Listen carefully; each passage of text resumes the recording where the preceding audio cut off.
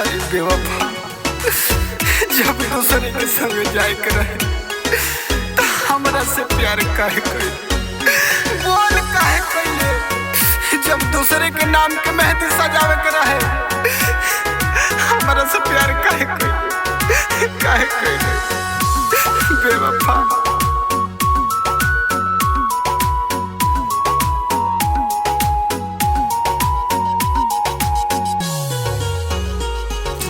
नया साल में जाता रू ससुरा, हमरा अखिया में झोंकी के धूरा।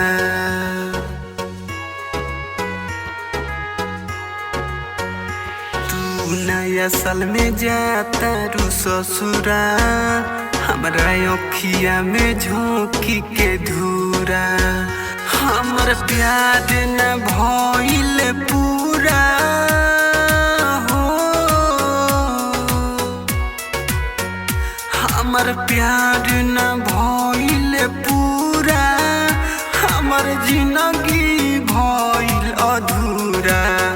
नया साल में जाता रू ससुरा, हमरा अखिया में झोंकी के धूरा। सब क्रिया कसम खाइल भुला गइलू, बोला काहे भुलाइल?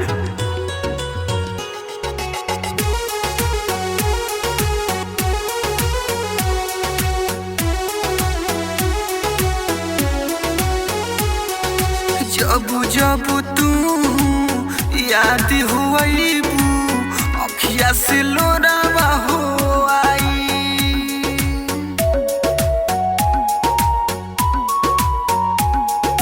खाइलो किरिया कसम तू दिहलू रानी भुलाई। तू जिंदगी में जहर घोरलू हो,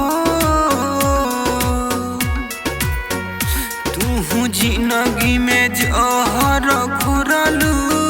चढ़ते 24 में छोड़लू। नया साल में जाता रू ससुरा, हमरा अखिया में झोंकी के धूरा।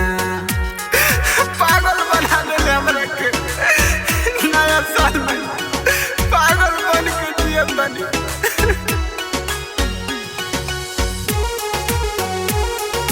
खुशबू रिकॉर्डिंग स्टूडियो, कहला बिशनपुरा बाजार। मिक्स बाय इमाम बाबू।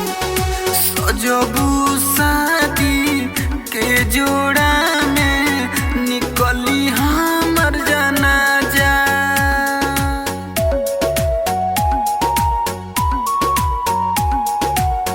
तहरा बिना जियब कैसे, तू ही राह देखा जा।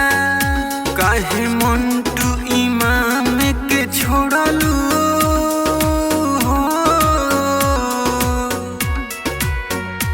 काहे मंटू इमाम के छोड़लू। अब कौन राह देखा जा।